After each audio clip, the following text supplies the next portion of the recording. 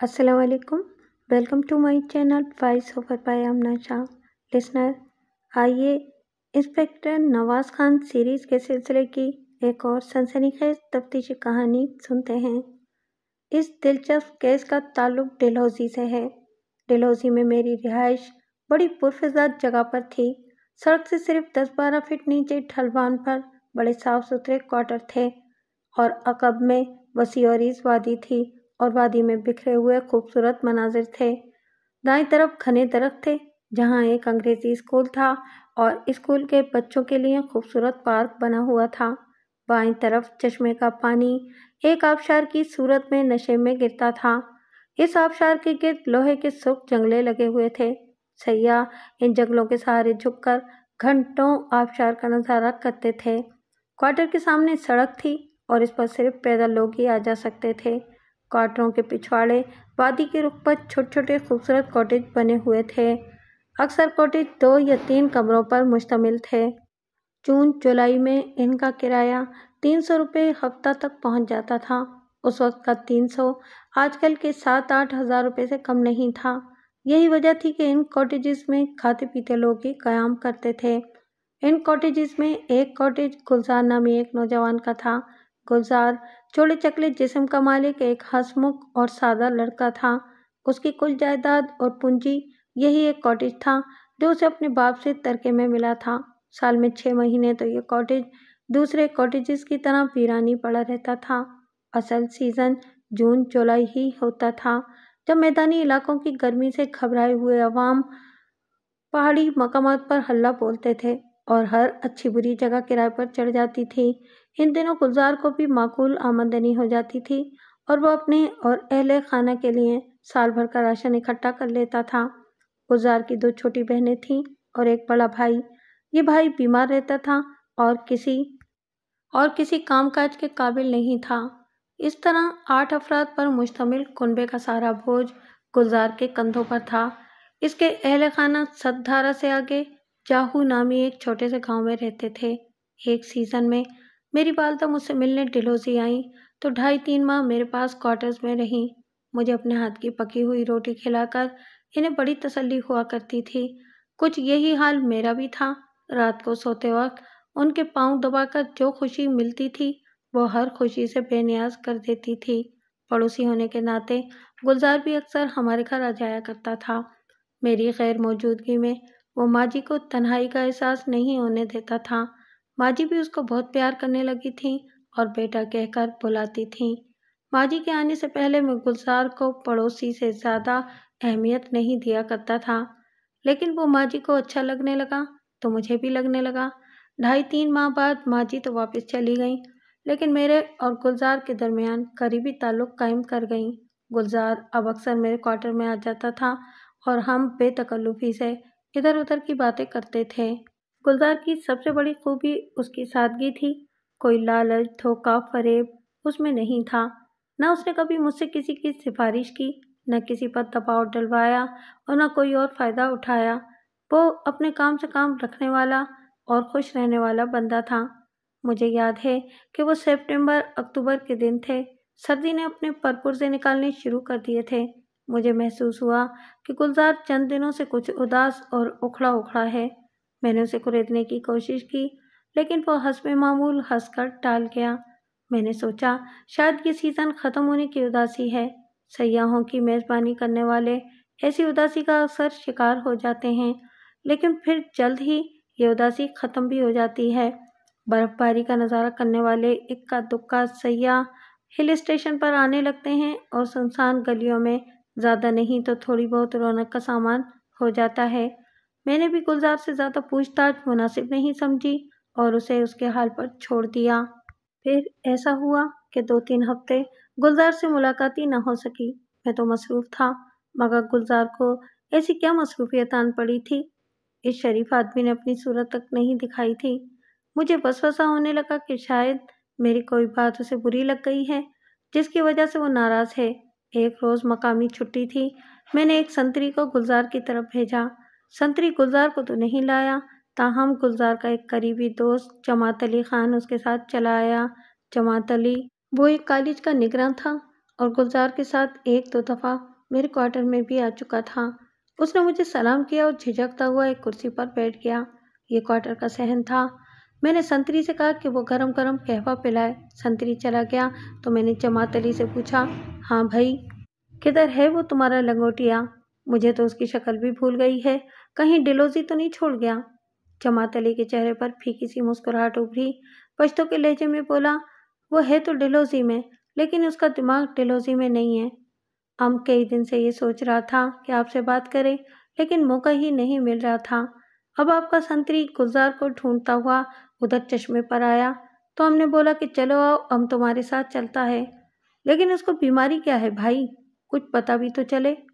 جماعت خان کے چہرے پر ایک دم سنجیدگی کے سائے گہرے ہو گئے اور پھر دائیں بائیں دیکھ کر وہ ذرا رازداری سے بولا، کمبخت خود کو روگ لگا بیٹھا ہے خواہ۔ ادھر ایک میم صاحب ٹھہرا تھا نا اس کے کاٹیج میں، بس اسی کا نام لے لے کے آہیں بھرتا ہے، کہتا ہے کہ وہ ہم کو نہ ملا تو ہم مر جائے گا۔ حیرت سے میری آنکھیں کھل گئیں۔ جماعت خان جس میم صاحبہ کا ذکر کر رہا تھا اس کا نام جینی تھا، اور وہ سچ مچ کی میم تھی، بے حد تیز ترار اور چلبلی لڑکی تھی۔ اسے دیکھ کر ہالی ووڈ کی کسی حسین دلکش ساحرہ کا تصور ذہن میں آتا تھا۔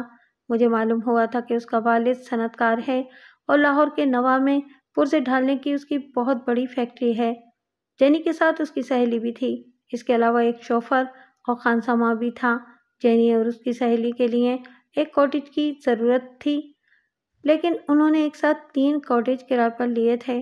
ایک میں جینی اور اس کی سہیلی نے قیام کیا تھا، دوسرے میں شوفر اور خانساماں قیام فرما ہوتے تھے، تیسرا کاٹیج اس لیے خالی پڑا تھا کہ کہیں کوئی مہمان نہ آ جائے۔ جینی کی سہیلی پریما گو مقامی تھی، لیکن انگریزی لباس پہنتی تھی اور انگریزی بولتی تھی، اور انگریزوں سے بڑھ کر ماڈرن تھی۔ وہ کسی اعلیٰ افسر کی بیٹی تھی۔ یہ دونوں لڑکیاں تقریباً 2 مہینے ڈیلوزی میں رہی تھیں، اور جتنی دیر رہی تھیں ادھم مچائے رکھا تھا۔ لگتا تھا جیسے انہوں نے قسم کھا رکھی ہے کہ کوئی کام سیدھا کرنا ہی نہیں۔ ان کے پاس نئے ماڈل کی شاندار گاڑی تھی، مگر اس گاڑی پر انہوں نے 6 طرح کے رنگ کر رکھے تھے۔ میں نے اس گاڑی کو ڈیلوزی میں جب بھی دیکھا، ایسی جگہ کھڑے دیکھا جہاں نو پارکنگ کا بورڈ لگا ہوا تھا۔ جینی اور پریما کا لباس بھی اپنی مثال آپ ہوتا تھا، کبھی 10 سال پیچھے کا اور کبھی 10 سال آگے کا فیشن۔ ایک روز میں نے جینی کو ایسے لباس میں شاپنگ کرتے دیکھا کہ سکتے میرے کیا، میں ہی کیا، جس نے بھی دیکھا ہوگا سانس لینا بھول گیا ہوگا۔ لباس کے نام پر اس نے مشکل سے 1.5-2 گز کپڑا استعمال کیا ہوگا۔ میں نے جماعت خان کی زبانی گلزار کے بارے میں سنا تو حیران رہ گیا، کہاں وہ اونچی سوسائٹی کی نخرے باز لڑکی اور کہاں یہ نچلے سے نچلے طبقے کا معمولی سا لڑکا۔ گلزار سے زیادہ آن بان والے تو جینی کے ملازم تھے۔ فوراً میرے ذہن میں آیا کہ گلزار کے ساتھ ضرور کوئی شرارت ہوئی ہے، یا پھر وہ بے وقوف خود ہی کسی غلط فہمی کا شکار ہو گیا ہے۔ شکل و صورت سے وہ بڑا رومان پسند تھا۔ میں نے جماعت خان سے پوچھا، کیا اسے پاگل کتے نے کاٹا ہے کیا؟ آہیں بھرتا پھرتا ہے۔ جس لڑکی کا وہ نام لے رہا ہے اس کے تو ملازم بھی اس سے کہیں زیادہ حیثیت والے ہیں۔ میرے خیال میں تو وہ میرے تمہارے جیسے بندوں سے بات کرنا بھی گوارا نہ کرتی ہوگی۔ جماعت خان نے عجیب سے لہجے میں کہا، اب ٹھیک کہتا ہے نواز صاحب، وہ ہمارے تمہارے جیسے بندے سے بات کرنا بھی گوارا نہیں کرتی، لیکن اس حرام خور گلزار کے ساتھ تو وہ قریب سے قریب تر ہو چکا ہے۔ میں سکتے میں رہ گیا۔ جماعت خان کے ہونٹوں سے نکلے ہوئے الفاظ دھماکوں کی طرح میرے کانوں میں گونجنے لگے۔ جماعت خان نے اپنی بات جاری رکھی، ہم جھوٹ نہیں بولتا نواز صاحب، ہم کو جھوٹ بولنے کی ضرورت بھی کیا ہے؟ ہم نے اب تک کسی کو نہیں بتایا، آپ کو بھی صرف اس لیے بتا رہا ہوں کہ آپ اس کا سچا دوست ہے۔ اس پاگل کو اس مصیبت سے نکالنے کا کوئی چارہ کرے گا۔ ہم 16 آنے سچ کہہ رہا ہے جناب، آپ کا یہ بات بالکل ٹھیک ہے کہ میم صاحب جیسا اعلیٰ لوگ اور ہم جیسا گھٹیا لوگ کے درمیان ہزاروں میل کا فاصلہ ہوتا ہے، پر یہ فاصلہ مٹ گیا جناب، اور مٹانے والا خود وہ میم صاحبہ ہے۔ ہم کو خبر نہیں اس نے ایسا کیوں کیا، پر اس نے کیا اور گلزار کو نیم پاگل بنا کر چلا گیا۔ میں نے اٹھ کر بیرونی دروازہ بند کر دیا اور جماعت خان سے کہا کہ وہ مجھے اس واقعے کی پوری تفصیل بتائے۔ جماعت خان نے اپنے مخصوص لہجے میں بولنا شروع کیا اور دھیرے دھیرے اس واقعے کے اسرار و رموز سے پردے ہٹانے لگا۔ اس نے بتایا کہ یہ 1.5-2 ماہ پہلے کا واقعہ ہے۔ میم صاحبہ کو ڈلہوزی میں آئے 4 ہفتے ہو چکے تھے۔ وہ ہر دوسرے تیسرے دن اپنی سہیلی پریما کے ساتھ گھڑ سواری کے لیے نکلتی تھی۔ جینی اس گھوڑے پر سوار ہوتی تھی جو گلزار کے پاس ہے۔ گلزار کے پاس 2-3 گھوڑے بھی تھے، ان میں سے ایک گھوڑا بڑا شاندار تھا۔ کالج میں ٹھہرنے والے لوگ اکثر اس سے یہ گھوڑا کرائے پر لے لیتے تھے۔ جینی نے پورے 2 ماہ کے لیے اس گھوڑے کا ایڈوانس کرایہ گلزار کو دے رکھا تھا اور اسے حکم تھا کہ ان 2 مہینوں کے دوران گھوڑا ہر وقت تیار رہے گا۔ جینی کے علاوہ کوئی اس پر سوار نہیں ہوگا، خود گلزار بھی نہیں۔ گلزار اس حکم کی پوری پابندی کرتا تھا۔ ہر روز 9 بجے کے قریب گھوڑے کو بنا سنوار کر لگام سے تھامتا تھا اور کاٹیج میں لے آتا تھا۔ اگر میم صاحب نے گھڑ سواری کے لیے جانا ہوتا تو شوفر گلزار کو بتا دیتا تھا، دوسری صورت میں گلزار اسے واپس لے جاتا تھا۔ ایک روز گلزار گھوڑا لے کر کاٹیج پہنچا تو شوفر اور خانسامہ کہیں گئے ہوئے تھے۔ کاٹیج میں صرف پریما اور میم صاحبہ تھیں۔ پریما نے گلزار سے کہا کہ وہ لان میں بیٹھ جائے، میم صاحبہ ابھی باتھ روم میں ہیں، تھوڑی دیر میں نکلیں گی تو بتائیں گی کہ گھوڑا چاہیے یا نہیں۔ گلزار وہیں لان کے ایک گوشے میں گھاس پر بیٹھ گیا۔ گھوڑا اس نے کاٹیج کے گیٹ سے باندھ دیا تھا۔ وہ تقریباً 1 گھنٹہ وہاں بیٹھا انتظار کرتا رہا۔ نہ میم صاحبہ کی صورت دکھائی دی، نہ اس کی سہیلی کی۔ دوسرے گھوڑے والا بھی کہیں دکھائی نہیں دیا۔ 10:30 پونے 11 بجے کے قریب پریما باہر نکلی اور اس نے گلزار سے کہا کہ میم صاحبہ تمہیں اندر بلا رہی ہیں۔ گلزار کا اوپر کا سانس اوپر رہ گیا۔ اسے اندیشہ ہوا کہ ضرور اس سے کوئی غلطی ہو گئی ہے۔ دھڑکتے دل اور کانپتی ٹانگوں سے وہ اندر پہنچا اور اس کے ساتھ ہی اس پر حیرتوں کے پہاڑ ٹوٹنے شروع ہو گئے۔ وہ جیسے ایک حسین اور عجیب و غریب خواب میں کھو گیا۔ اس نے کبھی تصور بھی نہ کیا تھا کہ میم صاحبہ اس سے اس طرح پیش آئیں گی۔ کہاں وہ آسمان کا تارا اور کہاں وہ زمین کا کنکر، لیکن آسمان کا ستارہ کنکر سے کھیلنے زمین پر آ گیا تھا۔ وہ کھیل تھا، خواب تھا یا فریب تھا، گلزار کی کچھ سمجھ میں نہیں آ رہا تھا۔ اس کی کون سی خواہش تھی جو اس روز پوری نہ ہوئی؟ اس سے خدمت کرانے والی اس کی خدمتگار بنی ہوئی تھی اور دل و جان سے اس کی میزبانی کر رہی تھی۔ اس روز گلزار نے اپنی زندگی کا بہترین کھانا کھایا، بہترین سگریٹ پیے، بہترین بستر پر لیٹا، یہاں تک کہ شام کے 7 بج گئے۔ میم صاحبہ نے خوابگاہ کی گہری تاریکی میں گلزار کو مخاطب کیا، آج جو کچھ ہوا اسے بھول جاؤ ہمیشہ کے لیے۔ اگلے روز جب گلزار پھر 9 بجے گھوڑا لے کر آیا تو میم صاحبہ بالکل اجنبی نظر آ رہی تھی۔ نہ وہ مسکراہٹ، نہ وہ نرم لہجہ اور نہ ہی وہ ناز و ادا، کچھ بھی کل والا نہیں تھا۔ یوں لگتا تھا کہ کل کا دن میم صاحبہ کی زندگی میں آیا ہی نہیں، لیکن یہ دن گلزار کی زندگی میں تو آیا تھا، اور ایسے آیا تھا کہ وہ مر کر بھی اسے بھول نہیں سکتا تھا۔ اس واقعے کے بعد میم صاحبہ 3-4 ہفتے مزید ڈلہوزی میں رہیں، لیکن پھر کبھی انہوں نے گلزار سے آنکھ ملائی اور نہ مطلب کے علاوہ بات کی، یہاں تک کہ اگست کے آخر میں وہ واپس چلی گئی۔ اب گلزار تھا اور اس کی بے قراریاں تھیں۔ وہ میم صاحبہ کے عشق میں گرفتار ہو چکا تھا اور رات دن آہیں بھرتا تھا۔ یہ ایک عجیب کہانی تھی جو جماعت خان کی زبانی مجھ تک پہنچی۔ ایسے واقعات عموماً جنوں پریوں کی کہانیوں میں ملتے ہیں اور کسی ہوش مند آدمی کے لیے ان پر یقین کرنا ممکن نہیں ہوتا۔ شاید میں بھی اس کہانی کو سنتے ہی جھوٹ اور خرافات قرار دے دیتا، لیکن چند ہفتے پہلے ایک بات ایسی ہو چکی تھی جس کے سبب میں ایسا نہیں کر سکا، اور جماعت خان کی باتیں سن کر میری رگوں میں سنسناہٹ سی دوڑنے لگی۔ مجھے لگا جیسے یہ واقعہ حقیقت سے زیادہ دور نہیں ہے۔ اب میں آپ کو چند ہفتے پہلے کا وہ واقعہ بتاتا ہوں جو اسی تھانے میں اسی سیزن میں میرے سامنے پیش آیا تھا، اور وقت گزرنے کے باوجود میرے ذہن میں پہلے روز کی طرح تازہ تھا۔ قریبی آبادی سے میرا عملہ سیوک سنگھ نامی ایک شخص کو پکڑ کر لایا۔ یہ شخص راج مزدور تھا اور آبادی میں تعمیر ہونے والی ایک عمارت میں مزدوری کر رہا تھا۔ ٹھیکیدار نے سیوک پر الزام لگایا تھا کہ اس نے اس کے کوٹ سے 100 روپے چوری کیے ہیں۔ یہ کوٹ ٹھیکیدار نے اتار کر کرسی کی پشت پر ڈالا ہوا تھا۔ میرا ASI سیوک کو پکڑ کر تھانے لے آیا۔ سیوک شکل و صورت سے ہی آوارہ سا نظر آتا تھا۔ اس کی عمر 22 سال کے لگ بھگ تھی۔ ہاتھ پاؤں مضبوط اور شانے چوڑے تھے۔ اس کے ساتھیوں نے بتایا کہ یہ ٹھرا پیتا ہے اور جو پیسے باقی بچتے ہیں ان سے فلم دیکھ لیتا ہے۔ میرے ASI نے تھانے میں سیوک کو مار لگوائی تو اس نے 100 روپے کے علاوہ چھوٹی موٹی چند اور چوریاں بھی قبول کر لیں۔ جب حوالاتی اعتراف کرنے لگے تو تفتیش کرنے والے کا حوصلہ بلند ہو جاتا ہے اور اسے اطمینان ہو جاتا ہے کہ وہ ایک بے گناہ شخص کو مار پیٹ کا نشانہ نہیں بنا رہا۔ وہ زیادہ اعتماد کے ساتھ اسے پھینٹی لگاتا ہے اور اس پھینٹی کا نتیجہ کبھی کبھی کسی انکشاف کی صورت میں نکل آتا ہے۔ سیوک سنگھ کے معاملے میں بھی یہی کچھ ہوا۔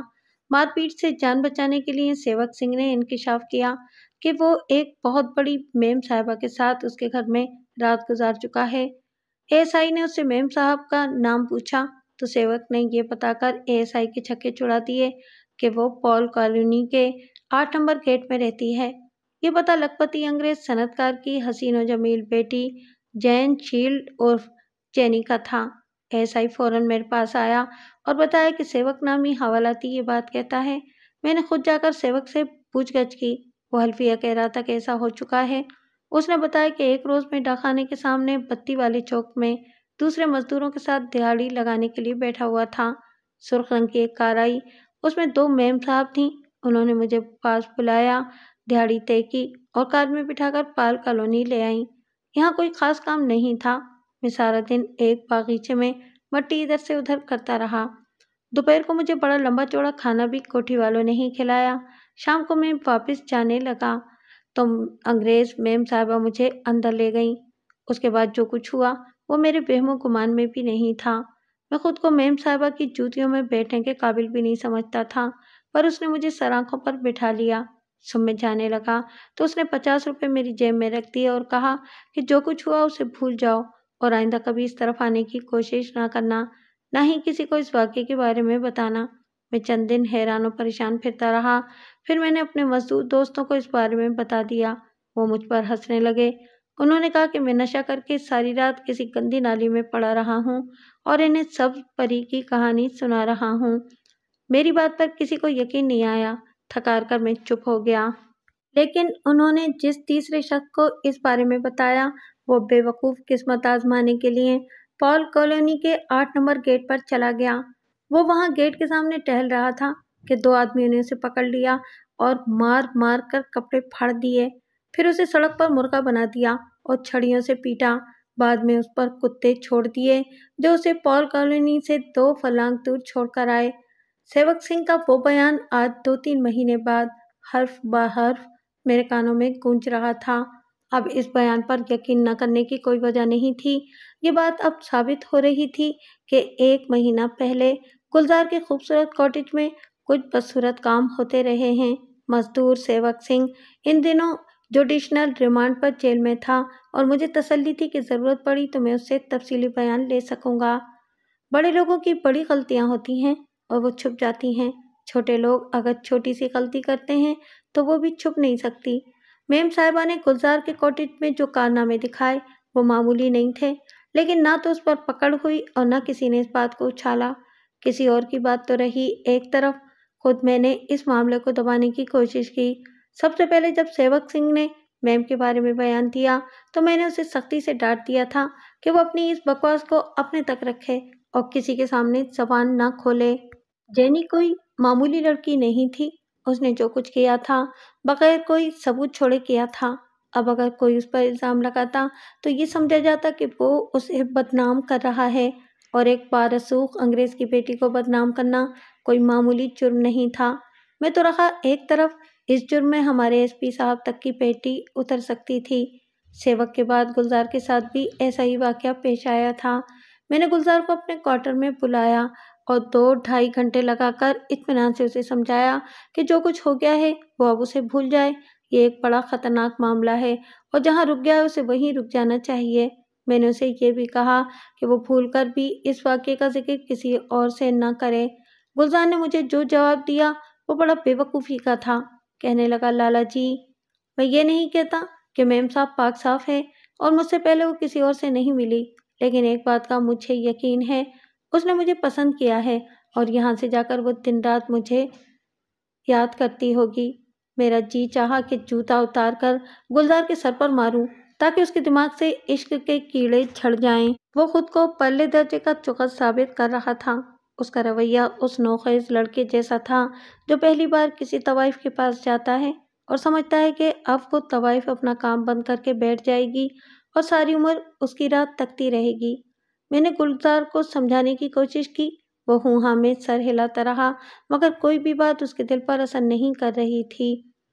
سب کچھ جانتے بوجھتے بھی وہ خیال کر رہا تھا کہ میم صاحبہ اس سے خاص الخاص انداز میں ملی ہے اور کبھی اسے بھول نہیں پائے گی۔ اس نے بڑے فخر سے مجھے بتایا کہ برف باری کے سیزن میں میم صاحبہ پھر یہاں آ رہی ہے اور اس نے وعدہ کیا ہے کہ وہ میرے ہی کاٹیج میں ٹھہرے گی۔ دن گزرتے رہے۔ اکتوبر کا سارا مہینہ سرد اور خشک ہوائیں چلتی رہیں۔ نومبر میں خنکی کچھ اور بڑھ گئی۔ نومبر کے ختم ہوتے ہی برف باری کے آثار نمودار ہونے لگے۔ دسمبر کے پہلے ہفتے میں ہی شدید برف باری ہوئی اور ڈلہوزی نے برف کا خوبصورت لباس پہن لیا اور اسے دیکھنے کے لیے میدانی علاقوں سے لوگ ٹولیوں کی صورت میں یہاں پہنچنے لگے۔ اکا دکا ہوٹل کھل گئے اور گلیوں بازاروں کی ویرانی دور ہونے لگی۔ گلزار بڑی شدت سے میم صاحبہ کا انتظار کر رہا تھا۔ کچھ عجیب سی حالت ہو چکی تھی اس کی، ہر وقت کھویا کھویا رہتا، گھنٹوں چشمے کے کنارے خاموش بیٹھا رہتا تھا، کبھی گھوڑے پر بیٹھ کر وادی میں نکل جاتا اور 2-3 روز بعد لوٹتا۔ میم صاحبہ نے اس سے دسمبر کے تیسرے ہفتے میں آنے کا وعدہ کیا تھا۔ جو دسمبر کا تیسرا ہفتہ نزدیک آ رہا تھا، اس کی بے قراری بڑھتی جا رہی تھی۔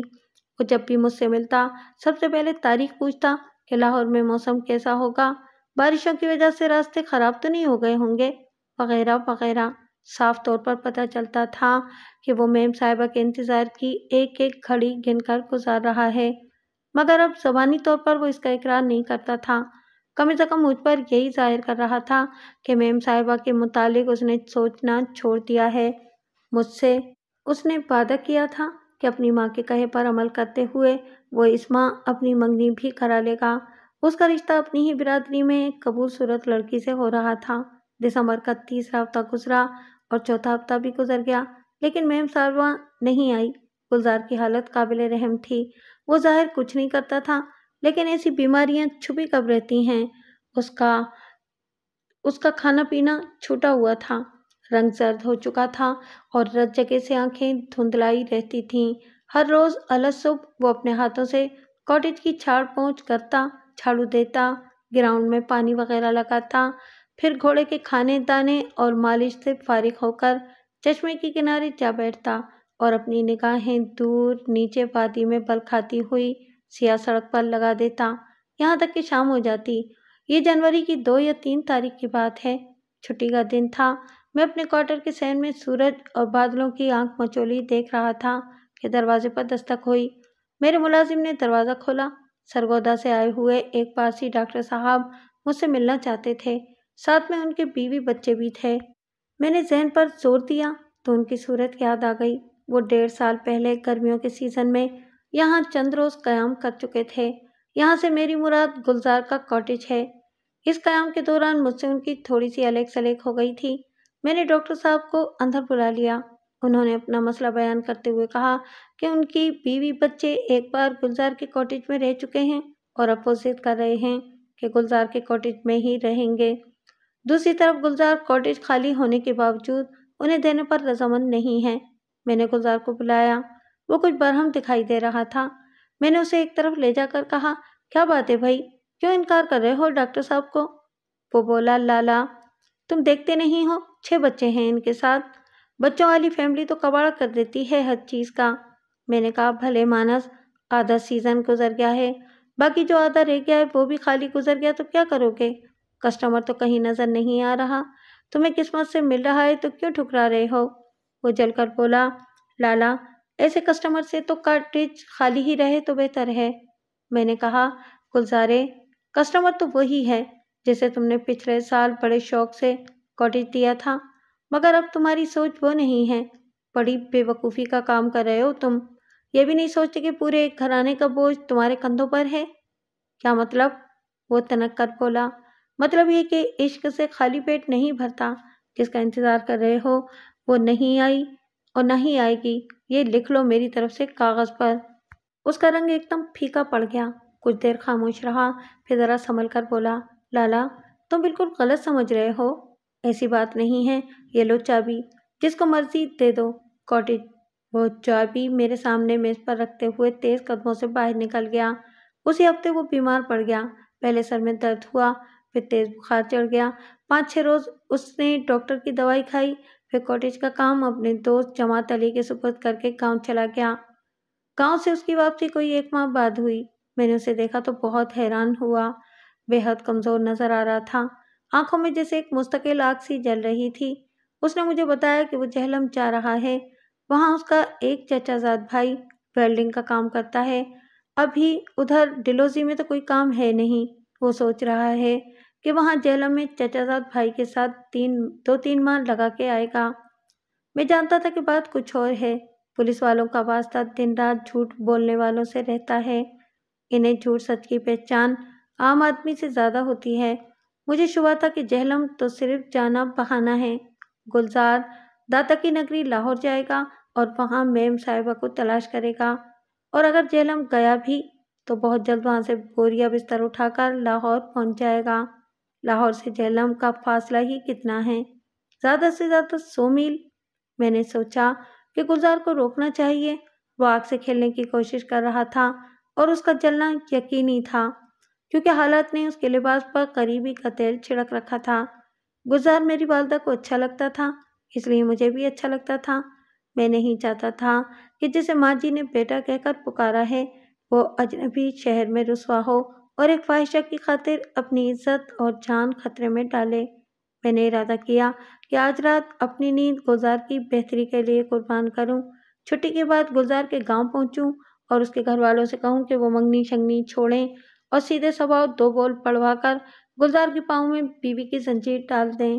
ये हकीकत है कि शादी इश्क के बड़े बड़े ढीठ भूतों को भी मार भगाती है, और आशिक शौहर बनकर घर गृहस्थी के ऐसे चक्करों में उलझता है कि धीरे धीरे सब कुछ भूल जाता है। रात 8 बजे के करीब जब मैं अपनी सरकारी जीप पर गुलजार के गांव जाहूद जाने की तैयारी कर रहा था, जमात खान मेरे पास आया और उसने बताया कि गुलजार जहलम जाने के लिए आज 3 बजे डलहौजी से रवाना हो गया है। मैं सर पकड़ कर रह गया। 2 हफ्ते बाद मैंने जहलम के एड्रेस पर गुलजार का पता कराया। मेरे हेड कांस्टेबल को गुलजार के चचाजाद भाई ने बताया कि गुलजार उसके पास आया था। 5-6 रोज उसने काम किया, बीमारी से उठा था, अभी कमजोरी बाकी थी। उसे फिर बुखार चढ़ने लगा। कहने लगा कि लाहौर जाकर बड़े अस्पताल में दिखाऊंगा। बस में बैठा और लाहौर चला गया। अभी तक वापस नहीं आया। ये इतला मेरी तवक्को के एन मुताबिक थी। मुझे गुलजार की बीमारी का पता था और उस बड़े अस्पताल का भी जहां उसने जाना था। वो यकीनन जैन और जैनी की तलाश में गया था। वो कोई बच्चा होता तो मैं उसे डांट डपट कर समझा लेता। वो आकिल बालिग और अपने अच्छे बुरे का जिम्मेदार था। मैं उसे कहाँ तक रस्सी डालकर रखता? और फिर मेरी अपनी मसरूफियात भी थीं। थानेदार को तो बाज़ औक़ात 8 पहर ड्यूटी पर रहना पड़ता है। मेरे लिए भी उस थाने में 100 तरह के बखेड़े थे। हर तीसरे चौथे रोज कोई न कोई संगीन वारदात हो जाती थी। मार्च के आखिर में सतधारा के नज़दीक डकैती की एक बड़ी वारदात हुई और मैं उसमें ऐसे उलझा कि 2-3 हफ्ते इर्द गिर्द की खबर ही न रही।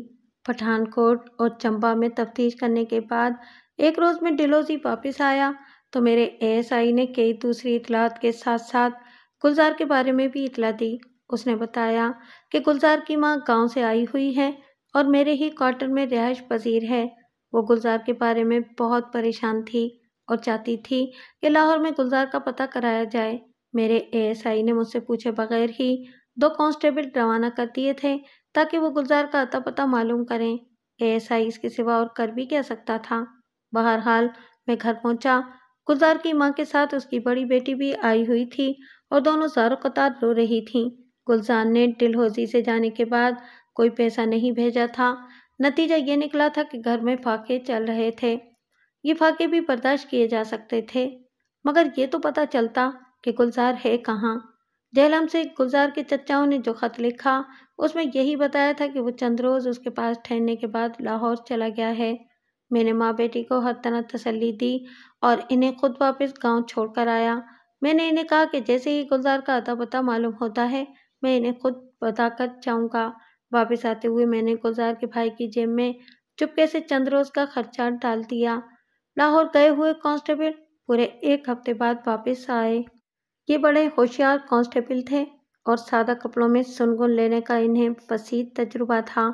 ان کانسٹیبلوں نے گلزار کے متعلق جو اطلاع دی وہ ہرگز تسلی بخش نہیں تھی۔ انہوں نے بتایا کہ پچھلے مہینے گلزار نہ صرف لاہور پہنچا تھا بلکہ میم صاحبہ سے ملنے اس کی رہائش گاہ تک گیا تھا۔ یہ وسیع و عریض رہائش گاہ ماڈل ٹاؤن کے ایک شاندار علاقے میں تھی اور اس علاقے میں کوئی ایرا غیرا شخص قدم بھی نہیں رکھ سکتا تھا۔ میرے کانسٹیبلوں کی حاصل کردہ معلومات کے مطابق میم صاحب کے والد گرامی کا نام الفریڈ تھا۔ الفریڈ پکی عمر کا ایک لمبا چوڑا انگریز تھا۔ وہ کئی گز لمبی کار میں گھومتا تھا اور اس کی کار میں اس وقت ایک نہایت خوفناک صورت کا براؤن کتا موجود رہتا تھا۔ الفریڈ کی رہائش گاہ کے نزدیک کی ایک کوٹھی میں کوئی کرنل صاحب رہتے تھے۔ کرنل کی کوٹھی کا چوکیدار پولیس کا ریٹائرڈ ملازم تھا۔ میرے کانسٹیبلوں نے اسی ملازم سے رابطہ کر کے گلزار کے بارے میں سنگن لی تھی۔ کرنل کے چوکیدار نے بتایا تھا کہ پچھلے مہینے 15-16 تاریخ کو انگریز الفریڈ کی کوٹھی میں کوئی پارٹی تھی۔ گیٹ پر روشنیاں لگی ہوئی تھیں اور 15-20 گاڑیاں کھڑی تھیں۔ شام سے تھوڑی دیر پہلے شلوار قمیض والا ایک نوجوان گیٹ پر آیا اور چوکیدار سے باتیں کرنے لگا۔ اس نوجوان کا حلیہ گلزار سے ملتا جلتا تھا۔ اس نے پہاڑی چپل پہن رکھی تھی اور سر پر چترالی طرز کی ٹوپی تھی۔ وہ کافی دیر مسٹر الفریڈ کے چوکیدار سے بات کرتا رہا، پھر ان کی باتوں نے بحث کی شکل اختیار کر لی۔ ایک دو ملازم اور بھی اکٹھے ہو گئے اور انہوں نے نوجوان کو دھکے دے کر گیٹ سے ہٹا دیا۔ اگلے روز کرنل کے چوکیدار نے اس پہاڑی نوجوان کو پھر کوٹھی کے گرد منڈلاتے دیکھا۔ اس سے پہلے کہ وہ اس سے پوچھ گچھ کرتا، مسٹر الفریڈ کی کوٹھی سے سرخ رنگ کی گاڑی نکلی۔ نوجوان نے ہاتھ دے کر گاڑی کو روکا، اس کی کھڑکی میں جھک کر کچھ دیر باتیں کرتا رہا۔ اس کا انداز بڑا خوشامدی تھا۔ تھوڑی دیر بعد گاڑی کا دروازہ کھلا اور نوجوان اس میں بیٹھ کر چلا گیا۔ اس واقعے کے بعد کرنل کے چوکیدار نے اسے پھر نہیں دیکھا۔ کرنل کے چوکیدار نے جو کچھ بتایا تھا اس کے مطابق سرخ رنگ کی وہ گاڑی ماڈل ٹاؤن کے سب سے امیر اور بااثر شخص لالا ہر پرساد کے اکلوتے بیٹے پرتھی پال کی تھی۔ چوکیدار کے مطابق پرتھی پال ایک بہت پڑھا لکھا اور فیشنیبل نوجوان ہے، لیکن اس کے ساتھ ساتھ ایک بہت بڑا غنڈہ بھی ہے۔ درجنوں لوگوں کے ہاتھ پاؤں توڑ چکا ہے اور اسے جاننے والے اس کے نام سے کانپتے ہیں۔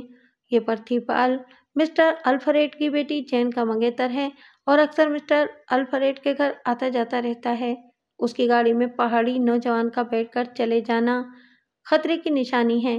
دونوں کانسٹیبلوں نے اپنے طور پر بہت کوشش کی تھی کہ گلزار کا کوئی سراغ ملے، لیکن پرتھی پال کی گاڑی میں بیٹھ کر چلے جانا اس کا آخری سراغ ثابت ہوا تھا۔ کانسٹیبلوں کی دی ہوئی اطلاع کسی طور بھی تسلی بخش نہیں تھی۔ حالات بالکل ویسا رخ اختیار کر رہے تھے جیسا میں نے اندازہ لگایا تھا۔ گلزار میم کی سنہری زلفوں میں الجھ کر لاہور پہنچا تھا اور وہاں سے گمشدہ ہو گیا تھا۔ ادھر ڈلہوزی میں اس کے گھر والوں پر قیامت گزر رہی تھی۔ میں نے گلزار کی ماں سے وعدہ کیا تھا کہ جلد گاؤں آ کر اسے گلزار کی خیر خیریت سے آگاہ کر دوں گا اور ہو سکتا ہے کہ گلزار کو اپنے ساتھ ہی لے آؤں۔ اب سمجھ میں نہیں آ رہا تھا کہ کس منہ سے گاؤں جاؤں اور انہیں تسلی دوں۔ گلزار کو ڈلہوزی سے نکلے اب تقریباً 7 ہفتے ہو چکے تھے اور ہر گزرنے والے دن کے ساتھ اس کی گمشدگی سنگین ہوتی جا رہی تھی۔ 2-3 روز کے اندر میں نے تھانے میں اپنے ضروری کام نپٹائے اور کانسٹیبل احسان الہی کو لے کر ڈلہوزی سے عازم لاہور ہو گیا۔ ہم پٹھان کوٹ سے ٹرین میں پنڈی پہنچے اور وہاں سے بذریعہ بس ایک دشوار سفر کے بعد لاہور آ گئے۔ یہ اپریل کا مہینہ تھا۔ لاہور میں ابھی گرمی کا زور نہیں ہوا تھا، لیکن ڈلہوزی کی ٹھنڈی ٹھار ہواؤں سے نکل کر آئے تھے، لہٰذا ہمیں کافی گرمی محسوس ہو رہی تھی۔ لاہور پہنچتے ہی مقامی تھانے کا رخ کیا۔ SHO اوناتھ سنگھ ایک مددگار شخص تھا۔ میرے دونوں کانسٹیبل پہلے ہی اس سے مل چکے تھے، لہٰذا اس کیس کی الف بے اسے معلوم تھی۔ وہ مجھے کچھ ڈرا ڈرا سا لگا اور اس ڈر کی وجہ کوئی ڈھکی چھپی نہیں تھی۔ میں جس معاملے کی چھان بین کے لیے یہاں آیا تھا اس میں مسٹر الفریڈ اور لالا ہر پرساد جیسے لوگوں کا نام آ رہا تھا۔ اگر خدا نخواستہ یہ معاملہ بگڑ جاتا تو ناتھا سنگھ کے لیے تو قیامت ہی آ جانا تھی۔ میں نے فیصلہ کیا کہ کوئی بھی کارروائی کرنے سے پہلے ناتھا سنگھ کو سب کچھ بتا کر پوری طرح اعتماد میں لے لوں۔ میں نے اسے گلزار اور جین میم صاحبہ کی پوری سٹوری سنائی۔ جب میں نے ناتھا سنگھ کو بتایا کہ مسٹر الفریڈ کی یہ خوبصورت بیٹی گھر سے دور جا کر کیا گل کھلاتی رہی ہے تو وہ بھی ششدر رہ گیا۔ ناجائز تعلقات اور وہ بھی بالکل معمولی قسم کے لوگوں سے۔ حیرت کی بات تھی، جین جیسی لڑکیاں تو جس پھل کی طرف ہاتھ بڑھائیں وہ شاخ سمیت جھکاتا ہے۔ اعلیٰ خاندانوں کے حسین و جمیل نوجوان جین جیسی لڑکی سے دوستی کے خواہش مند ہو سکتے تھے، پھر وہ کیوں راج مزدوروں، ڈرائیوروں، چوکیداروں پر نگاہ کر رہی تھی؟ ناتھا سنگھ میری بات سن کر گہری سوچ میں ڈوب گیا۔ کہنے لگا، نواز خان، میری سمجھ میں تو ایک ہی بات آتی ہے، یہ جو کڑی ہے نا، پٹھی پیدا ہوئی ہے۔ تھوڑا بہت میں بھی جانتا ہوں اس میں کوئی گل سیدھی ہی نہیں ہے، بس دوسروں کو حیران کرنا چاہتی ہے۔ یہ پچھلی دیوالی کی بات ہے کہ وہ اور اس کی حرام خور سہیلی، کیا نام ہے اس کا؟ ہاں، پریما، وہ دونوں اپنی 10 گز لمبی کار میں بیٹھ کر پرانی انارکلی میں دہی بھلے کھانے کے لیے پہنچ گئیں۔ اوپر سے لباس ایسا پہن رکھا تھا کہ 6 سال کا بچہ بھی دیکھے تو ایک دم 18 سال کا ہو جائے۔ وہاں تو بھائی مجمع لگ گیا تماش بینوں کا، ایک سے بڑھ کر ایک بہن کا بھائی تھا۔ راہگیر بھی رک رک کر دیکھنے لگے۔ ٹریفک جام ہو گئی۔ میرا ایک سب انسپکٹر ادھر سے گزر رہا تھا، اس نے ان دونوں کو سمجھایا کہ وہ کیوں اپنا اور دوسروں کا تماشا بنا رہی ہیں۔ بازاروں میں اچھے برے ہر طرح کے لوگ ہوتے ہیں، یہ نہ ہو کہ کوئی مصیبت پڑ جائے۔ اگر دہی کلچے کھانے کا اتنا ہی شوق ہے تو وہ گھر جا کر کھا لیں۔ بس اتنی سی بات پر حرام خور آگ بگولا ہو گئی۔ سب انسپکٹر کی بے عزتی کر ڈالی۔ وہ تو بندہ سمجھدار تھا، ہوا کا رخ دیکھ کر پیچھے ہٹ گیا، ورنہ ہو سکتا تھا تھپڑ شپڑ ہی پڑ جاتے بیچارے کو۔ انسپکٹر ناتھا سنگھ اور میں دیر تک باتیں کرتے رہے۔ ناتھا سنگھ نے بڑی ہمدردی کے ساتھ مجھے یہ سمجھانے کی کوشش کی کہ یہ معمولی لوگ نہیں ہیں، اور اگر میں ان سے پوچھ گچھ کرنا ہی چاہتا ہوں تو اپنے آپ کو پوری طرح تیار کر لوں۔ ناتھا سنگھ کی بات میں وزن تھا۔ میں نے اسی روز ہیڈ کوارٹر میں انگریز SSP صاحب سے رابطہ قائم کیا تھا اور انہیں تمام صورتحال بتائی۔ عام طور پر انگریز افسر اپنے کسی ہم وطن کے خلاف کسی مقامی کو کارروائی کی اجازت نہیں دیا کرتے تھے، لیکن SSP صاحب مجھے عرصے سے جانتے تھے اور کئی کیسوں میں میری مدد کر چکے تھے۔ انہوں نے میری بات تسلی سے سنی، پھر کہنے لگے، مسٹر الفریڈ اور لالا ہر پرساد دونوں شہر کے معزز لوگوں میں سے ہیں، لیکن میں سمجھتا ہوں کہ قانون سے بالاتر کوئی نہیں۔ تم اگر ہر پرساد کے بیٹے سے پوچھ گچھ کرنا چاہتے ہو تو ضرور کرو۔ ہاں، یہ بات ہے کہ وہ بہت مصروف شخص ہے، میں فون پر بات کر کے اس سے وقت لے لوں گا، پھر تمہیں بتا دوں گا۔ مجھے بھلا کیا اعتراض ہو سکتا تھا؟ جہاں اتنے دن انتظار کیا تھا وہاں ایک آدھ دن مزید انتظار کرنے سے کیا فرق پڑتا تھا؟ تیسرے روز SSP صاحب نے انسپکٹر ناتھا سنگھ کو فون کر کے بتایا کہ انسپکٹر نواز خان آج سپہر ٹھیک 3 بجے پرتھی پال کے آفس واقع ڈیوس روڈ پر پہنچ جائے۔ میں ٹھیک 3 بجے پرتھی پال کے دفتر پہنچ گیا۔ یہ دفتر ایک بہت بڑی عمارت میں تھا۔ عمارت کی پیشانی پر دھات کے بڑے خوبصورت الفاظ میں ونڈر کارپیٹس ڈیلرز کے الفاظ آویزاں تھے۔ پرتھی پال نے ایک آراستہ و پیراستہ دفتر میں مجھے ملاقات کا اعزاز بخشا۔ وہ شکل و صورت سے ہی ایک بگڑا ہوا رئیس زادہ نظر آتا تھا۔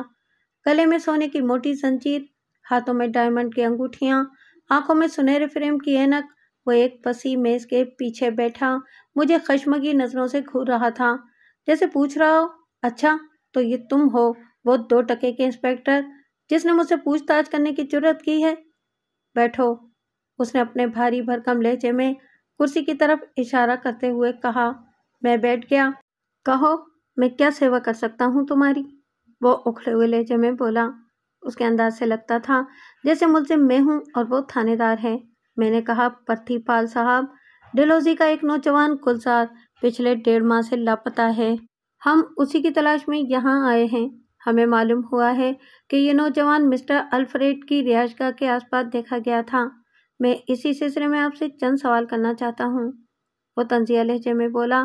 میں آپ کے سوالوں کے جواب دینے کے لیے ہی تو یہاں بیٹھا ہوا ہوں۔ اب آپ منہ سے کچھ نکالیں گے تو مجھے پتہ چلے گا نا کہ مجھے کیا جواب دینا ہے۔ میں نے کہا کہ پچھلے مہینے 16 تاریخ کو بروز جمعرات مسٹر الفریڈ کی رہائش گاہ پر ایک سالگرہ پارٹی تھی۔ کیا آپ اس پارٹی میں شریک ہوئے تھے؟ بالکل ہوا تھا، پرتھی پال نے جواب دیا۔ اور ہوتا کیوں نہ، وہ جینی کی سالگرہ تھی اور جینی میری ہونے والی لائف پارٹنر یعنی کیا کہتے ہیں بیوی ہے۔ آپ اس پارٹی میں کب سے کب تک رہے؟ شروع سے آخر تک۔ میں ٹائم پوچھنا چاہتا ہوں، پرتھی پال مجھے گھورتے ہوئے بولا۔ بال کی کھال اتارنا چاہتے ہو تو یہ کوئی اچھا شوق تو نہیں ہے۔ گستاخی معاف، मैं शौक के लिए नहीं, कानूनी ज़रूरत के तहत पूछ रहा हूँ। वो गहरी सांस लेकर बोला। पार्टी तकरीबन सारी रात चलती रही थी। सुबह दम अक्सर मेहमान एनेक्सी में ही सो गए थे। मैं भी सुबह 10-11 बजे उठकर आया था। मैंने पूछा, क्या इससे पहले भी ऐसा होता रहा है कि आपने अपनी मंगेतर के घर शब बसर की हो? वो तीखे लहजे में बोला, बिल्कुल होता रहा है। निचले लोगों जैसी तंग नजरी हमारे घरानों में नहीं होती। हम इकट्ठे घूमते फिरते हैं, पार्टियों में जाते हैं और अक्सर पार्टियां रात देर तक चलती रहती हैं और शाम को गए हुए मेहमान सुबह वापस आते हैं। मैंने कहा, पाल साहब, आपके बयान से जाहिर है कि शाम के वक्त आप मिस्टर अल्फरीड की कोठी में थे। चंद गवाहों के मुताबिक शाम के वक्त कोठी के गेट पर छोटा सा झगड़ा हुआ था। एक अजनबी नौजवान कोठी में जाना चाहता था। चौकीदारों ने उसे रोका और बहसो तकरार के बाद धक्के देकर उसे वहां से चलता किया था। आपको इस झगड़े के बारे में पता है? पाल बोला, तुमने जिक्र किया है तो मुझे याद आया। शाम के वक्त गेट पर कुछ हल्ला गुल्ला हुआ था। ये एक खपती सा पहाड़ी लड़का था। कपड़े बोसीदा थे और दाढ़ी पड़ी हुई थी। गालिबन उसने कुछ नशा वगैरह भी कर रखा था। कह रहा था कि मैंने मेम साहब से मिलना है।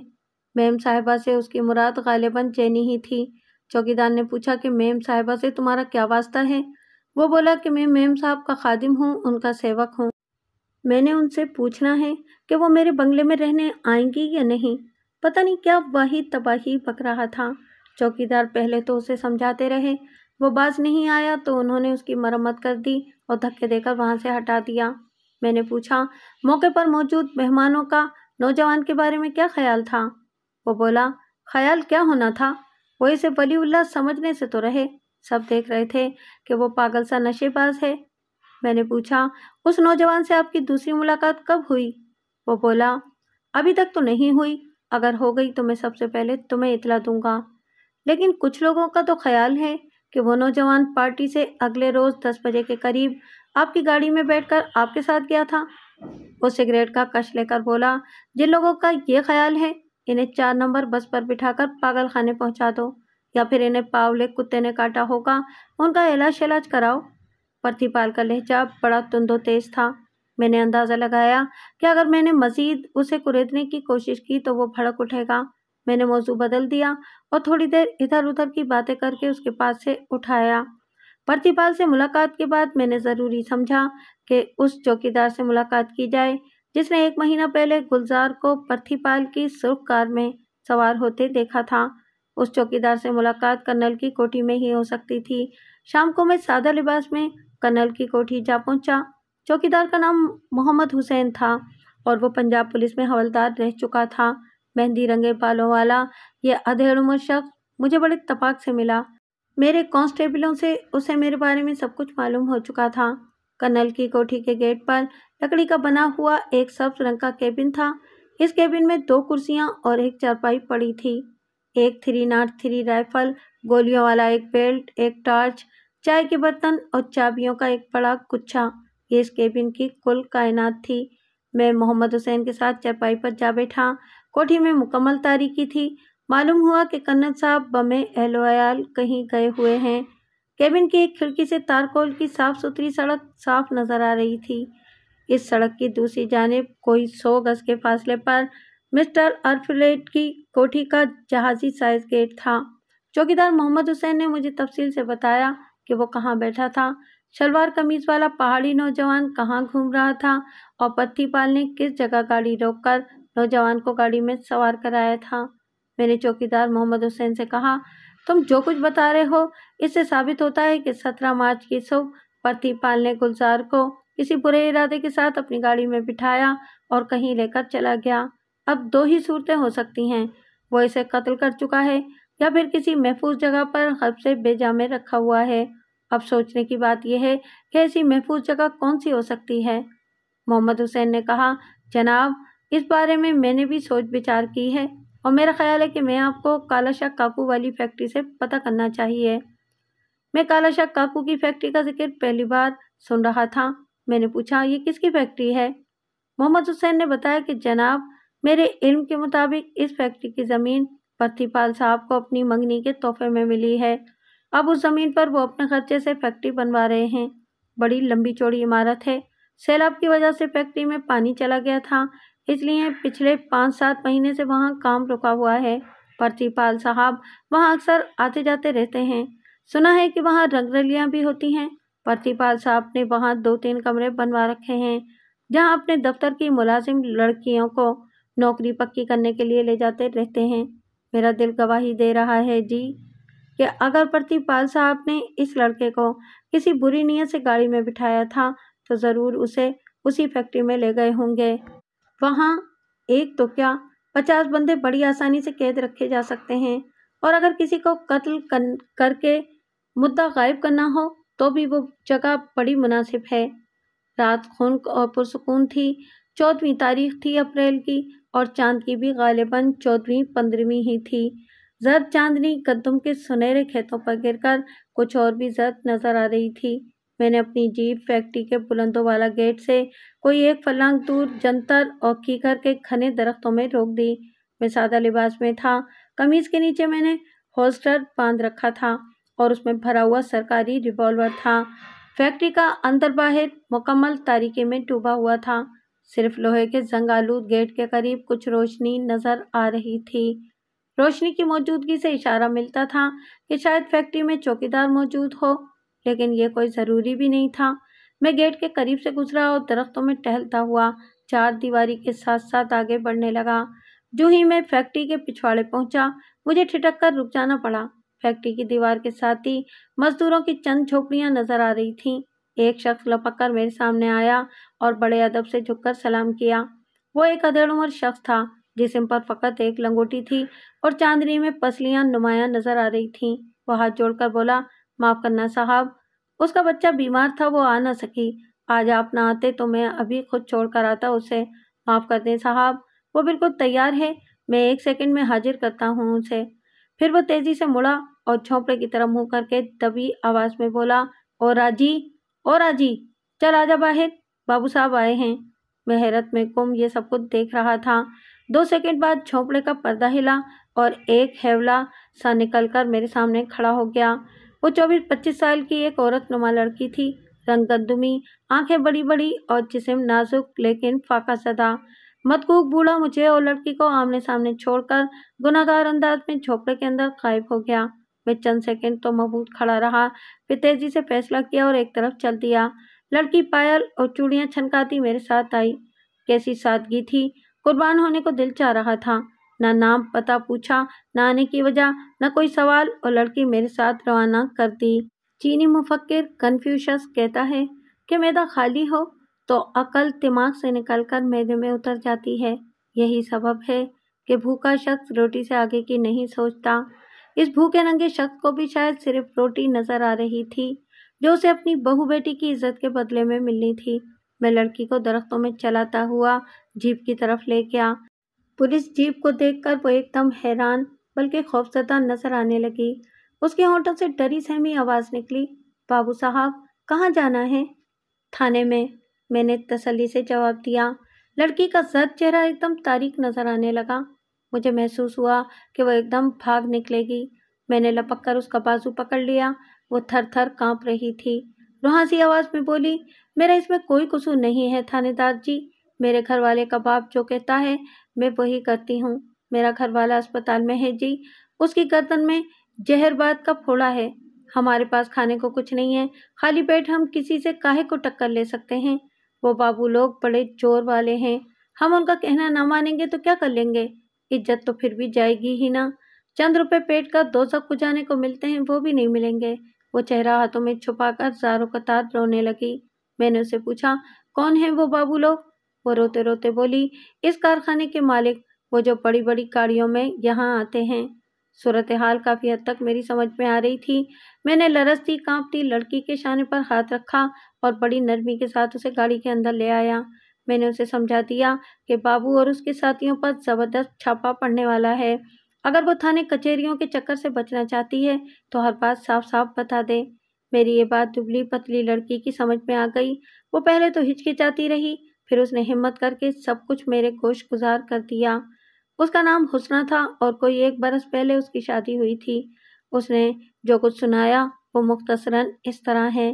فیکٹری میں سیلاب آنے سے پہلے بابو پرتیپال اور اس کے دوست ہر ہفتے اسی جگہ محفل جماتے تھے۔ شراب اور جوا وغیرہ تو اس محفل میں ہمیشہ چلتا ہی تھا۔ کبھی کبھار کوئی لڑکی بھی بلا لی جاتی تھی۔ ایک مرتبہ انہیں کوئی لڑکی نہ ملی تو وہ حسنہ کو زبردستی لے کر اپنی محفل میں آ گئے۔ شیر کے سامنے کوئی احتجاج کر سکتا ہے؟ یہ بھوکے ننگے مزدور اپنا لہو پی کر چپ ہو رہے۔ حسنہ اس جھونپڑا بستی کی سب سے خوبصورت لڑکی تھی۔ وہ ایک بار فیکٹری گئی تو پھر وہ اکثر جانے لگی۔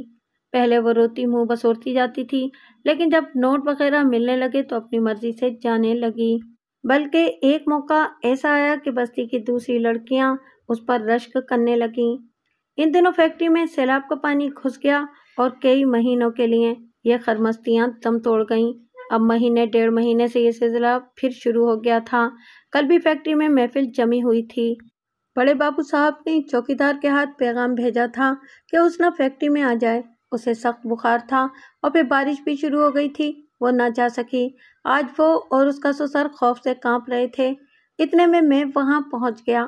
حسنہ کا سسر مجھے اندھیرے میں دیکھ کر یہی سمجھا کہ بڑے بابو صاحب نے اپنے کسی ساتھی کو بھیجا ہے۔ ان کے سوا یہاں اور آ بھی کون سکتا تھا؟ اس نے فوراً بہو کو میرے ساتھ روانہ کر دیا۔ میں نے حسنہ نامی اس لڑکی سے اندر کی تمام معلومات حاصل کر لیں۔ اس نے بتایا کہ آج کل فیکٹری میں صرف ایک چوکیدار ہے اور وہ بڑے گیٹ کے پاس لیٹا رہتا ہے یا کرسی پر بیٹھا رہتا ہے۔ بڑے بابو صاحب پرتھی پال کے ساتھ 3 یا 4 لڑکے ہوتے ہیں۔ ان کے پاس کوئی اسلحہ وغیرہ نہیں ہوتا۔ ہاں، بڑے بابو کی گاڑی میں ایک عجیب سا پستول پڑا رہتا ہے۔ میں نے حسنہ کو پوری طرح اعتماد میں لے لیا تھا۔ میں نے اسے بتایا کہ آج سے کوئی 1 مہینہ پہلے پرتھی پال نے ڈلہوزی سے آئے ہوئے ایک لڑکے کو اغوا کیا ہے۔ ہم اسی کو تلاش کر رہے ہیں۔ کیا وہ اس سلسلے میں ہماری کوئی مدد کر سکتی ہے؟ وہ ڈری ہوئی آواز میں بولی، صاحب جی، اپنے بچے کی قسم، مجھے اس بارے میں کچھ پتہ نہیں۔ پچھلے 1 ڈیڑھ مہینے میں صرف 3 بار کارخانے میں گئی ہوں۔ مجھے تو وہاں بڑے بابو اور اس کے یاروں کے سوا اور کوئی نظر نہیں آیا۔ میں نے پوچھا، کارخانے میں کوئی ایسی جگہ ہے جہاں کسی کو بند رکھا جا سکے اور کارخانے میں آنے جانے والے اسے دیکھ بھی نہ سکیں؟ وہ بولی، ہاں جی، ضرور ہے ایسی جگہ۔ اور ایک دم وہ کچھ کہتے کہتے چپ ہو گئی۔ مجھے اس کے چہرے پر گہری سوچ اور تحیر کے آثار نظر آئے۔ صاف محسوس ہوتا تھا کہ اسے کوئی بہت اہم بات یاد آئی ہے۔ پوچھنے لگی، صاحب جی، یہ جو آپ نے اغوا والی بات بتائی ہے، یہ کب کی ہے؟ میں نے کہا، پچھلے مہینے 17-18 تاریخ کی۔ وہ بولی، مجھے انگریزی مہینے کا تو پتہ نہیں جی، چاند کی وہ 15 تاریخ تھی، مجھے اچھی طرح یاد ہے۔ اس رات بڑی دیر تک کارخانے کے اندر سے چیخوں کی آوازیں آتی رہی تھیں۔ آپ نے دیکھا ہی ہے، ہمارے جھونپڑے کارخانے کی دیوار کے بالکل ساتھ ہیں۔ اندر کی ساری آوازیں باہر آتی رہی تھیں۔ ہمارا خیال ہے کہ اس رات بڑے بابو اندر کسی کو مار رہے تھے۔ وہ زور زور سے روتا تھا اور ہائے ہائے کرتا تھا۔ بڑا ڈر لگتا تھا اس کی آواز سن کر۔ لڑکی کا بیان بڑا اہم تھا۔ میں نے حساب لگایا، وہ چاند کی جو تاریخ بتا رہی تھی اس کے مطابق عین 17 مارچ کی رات آتی تھی۔ ایک طرح سے اب بات واضح ہوتی جا رہی تھی۔ 16 تاریخ کی شام مسٹر الفریڈ کی کوٹھی پر ہنگامہ ہوا تھا اور چوکیدار محمد حسین نے ہنگامہ کرنے والے نوجوان کا جو حلیہ بتایا تھا وہ 100% گلزار کا تھا۔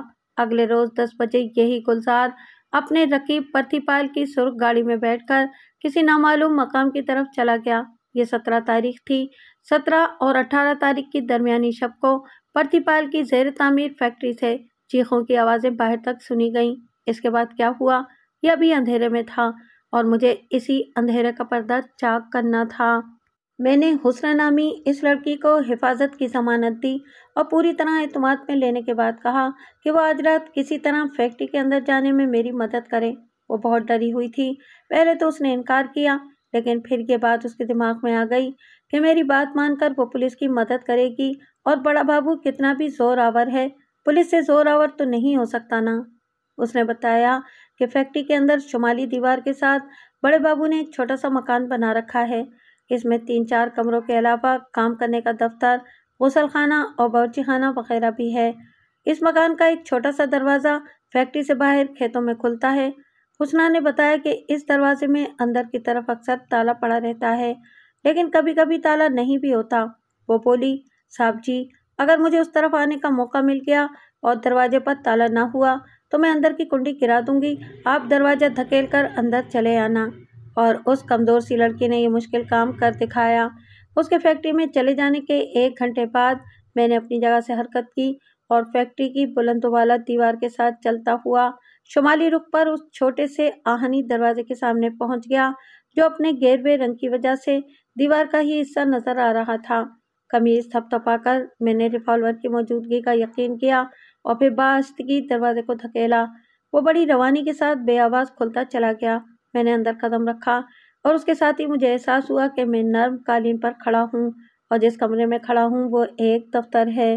میں نے دفتر کے اندرونی دروازے کو دھکیلا اور اسے کھول کر ایک برآمدے میں آ گیا۔ اس برآمدے کے سامنے فیکٹری کا وسیع و عریض احاطہ نظر آ رہا تھا۔ یہ قریباً 4-5 ایکڑ جگہ تھی۔ ہر طرف تعمیر کا سامان بکھرا ہوا تھا۔ کچھ حصے تعمیر ہو چکے تھے اور کچھ ادھورے تھے اور کچھ ابھی شروع ہی ہوئے تھے۔ برآمدے کے عین سامنے مجھے 3 گاڑیاں نظر آئیں۔ ایک ہیوی جیپ تھی اور 2 کاریں تھیں۔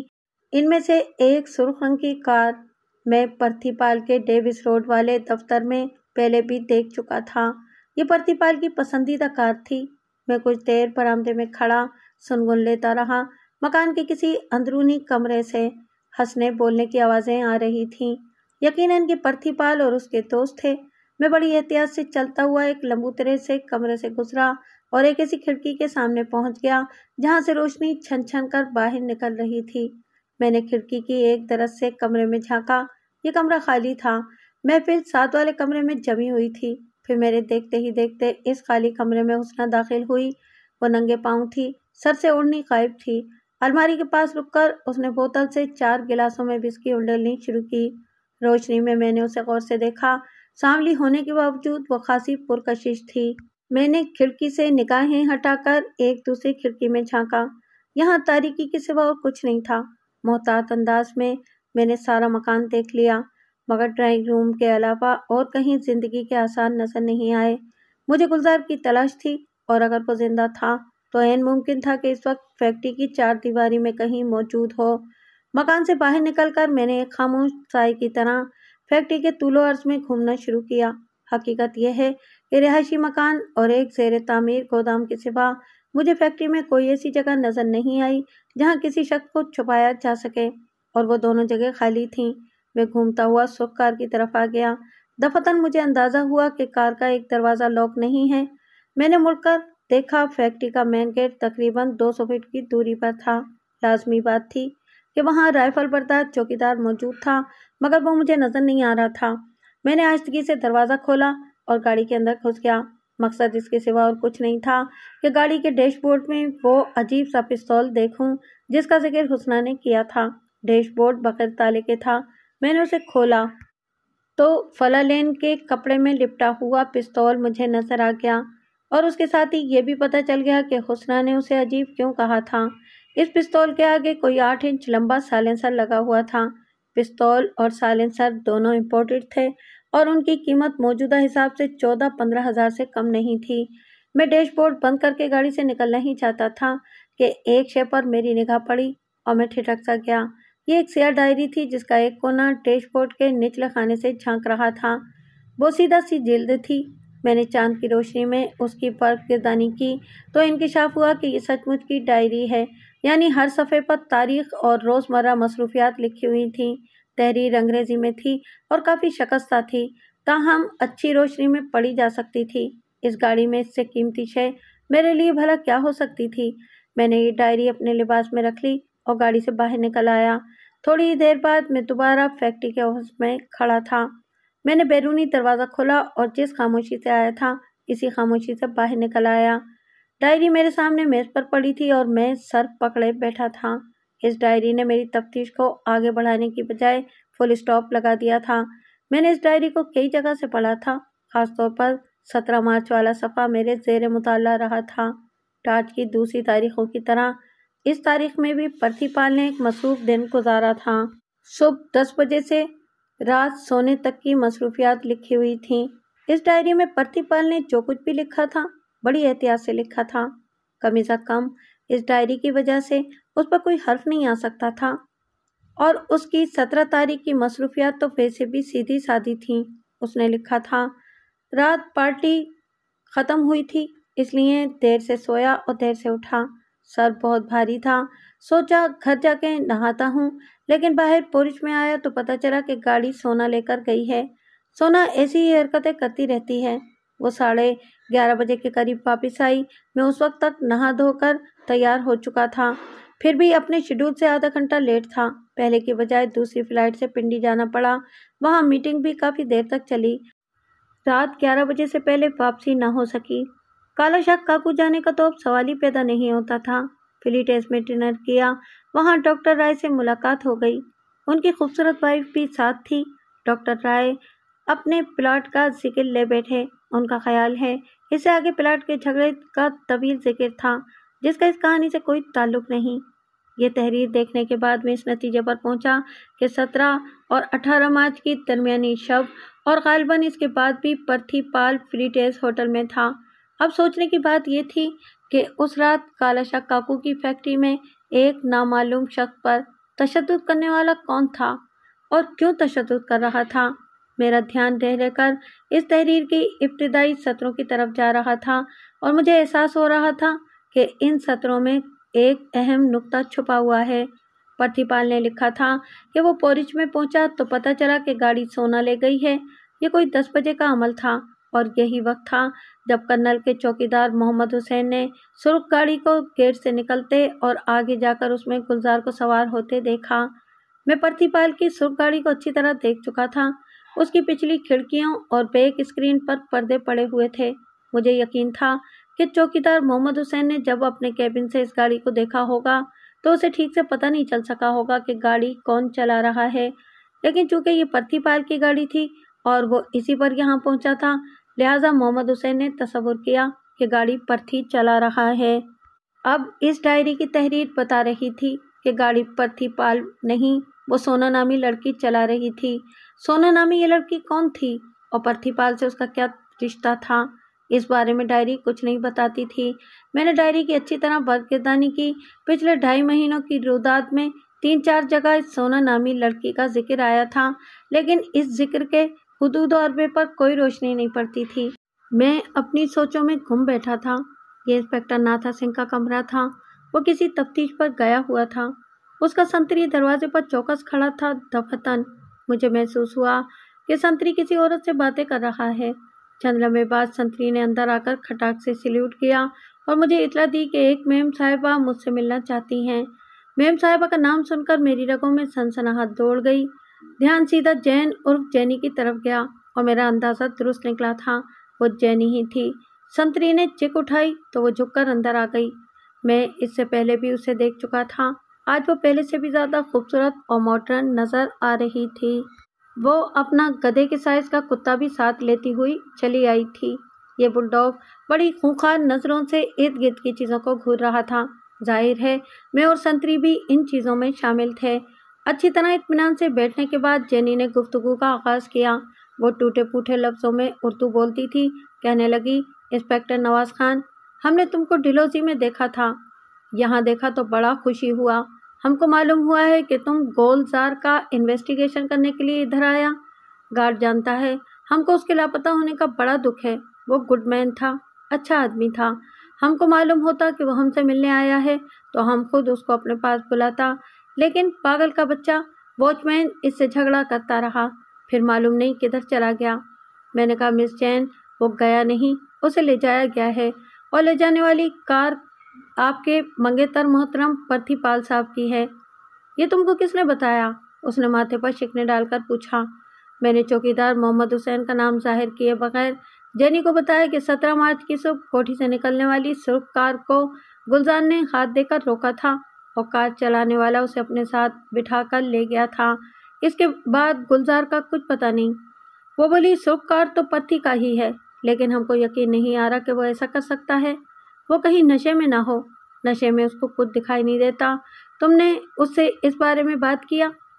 मैंने कहा, बात की है, लेकिन वो ऐसा भला मानस कहाँ है कि आसानी से बता दे। जेनी के चेहरे पर अब सोच की गहरी परछाइयाँ थीं। ये वो सैलानी लड़की नज़र नहीं आ रही थी जो राह चलते मर्दों को पकड़कर परिस्तान की सैर करा देती थी। वो दबे लहजे में बोली, इंस्पेक्टर, हम मानता है कि पर्थी हमारा मंगेतर है, मगर हम इंसाफ का गला काटना नहीं मांगता। हम चाहता है कि जो भी सच है وہ سامنے آئے۔ ہم تم سے درخواست کرتا ہے کہ تم اس کیس کو اچھی طرح دیکھو۔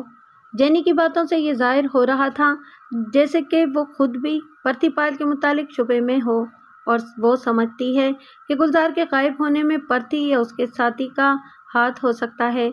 کتنے گھٹیا کردار کے لوگ تھے یہ، اور کتنے کمزور تھے ان کے رشتے۔ وہ ایک دوسرے کو دھوکہ دے رہے تھے اور ساتھ ساتھ اس خیال سے بھی ڈر رہے تھے کہ ان سے دھوکہ نہ ہو۔ جینی سے میری باتوں کے دوران ہی ٹیلی فون کی گھنٹی بج اٹھی۔ میں نے ریسیور اٹھایا تو دوسری جانب سے ایک جانی پہچانی آواز آئی۔ یہ پرتھی پال تھا۔ وہ مجھے انسپکٹر ناتھا سنگھ سمجھا تھا اور پوچھ رہا تھا کہ جینی ادھر پولیس اسٹیشن تو نہیں آئی۔ جینی نے فوراً اندازہ لگا لیا کہ یہ پرتھی پال کا فون ہے اور وہ اس کے متعلق پوچھ رہا ہے۔ وہ اشاروں سے مجھے منع کرنے لگی کہ میں اسے کچھ نہ بتاؤں۔ میں نے پرتھی پال سے کہہ دیا کہ نہیں، یہاں کوئی نہیں آیا۔ پرتھی پال نے فون بند کر دیا۔ پرتھی پال سے گفتگو کر کے میرے ذہن میں آندھیاں سی چلنے لگیں۔ چند لمحوں کے اندر اندر گلزار کی الجھی ہوئی گتھی سلجھ گئی تھی۔ دراصل اس گفتگو کے دوران پرتھی پال کے ہونٹوں سے ایک ایسا لفظ ادا ہوا تھا جس نے اس کیس کے سارے انجر پنجر ڈھیلے کر کے مجرم کو چاروں شانے چت کر دیا تھا۔ میں نے اطمینان سے سگریٹ سلگایا اور جینی سے کہا، مس جین، آپ اطمینان سے گھر جائیں۔ میرا خیال ہے کہ میں آج شام تک اس معاملے کو حل کر لوں گا، بلکہ ہو سکتا ہے کہ میں جب شام کو آپ کے پاس آؤں تو گلزار بھی برآمد ہو چکا ہو۔ اوہ گاڈ! وہ حیرانی سے بولی، اتنی جلدی؟ یہ کیسے ہو سکتا ہے؟ یہ ایسے ہی ہوگا۔ میں نے اسے یقین دلایا اور پھر گھڑی دیکھتے ہوئے اٹھ کھڑا ہوا۔ ویری سوری، مجھے ذرا جلدی نکلنا ہے۔ اس نے کتے کی زنجیر کھینچ کر اسے جلدی سے میرے راستے سے ہٹا لیا۔ میں لمبے ڈگ بھرتا ہوا باہر صحن میں آ گیا۔ جینی میرے پیچھے ہی نکل آئی۔ شام 8 بجے میں مسٹر الفریڈ کی کوٹھی میں ان کے شاہانہ ڈرائنگ روم میں بیٹھا تھا۔ یوں لگتا تھا کہ جیسے وکٹوریہ دور کے کسی محل میں آ گیا ہوں۔ مسٹر الفریڈ خود گھر میں نہیں تھے۔ ان کی شوخ و شنگ بیٹی بڑی ادا سے میرے سامنے بیٹھی تھی۔ ہاں، کیا رپورٹ ہے مسٹر انسپکٹر؟ کچھ اتا پتہ چلا؟ میں نے آپ سے جو وعدہ کیا تھا وہ پورا کیا ہے۔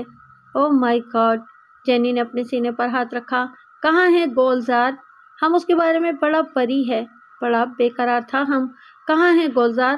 کس نے اغوا کیا تھا اس کو؟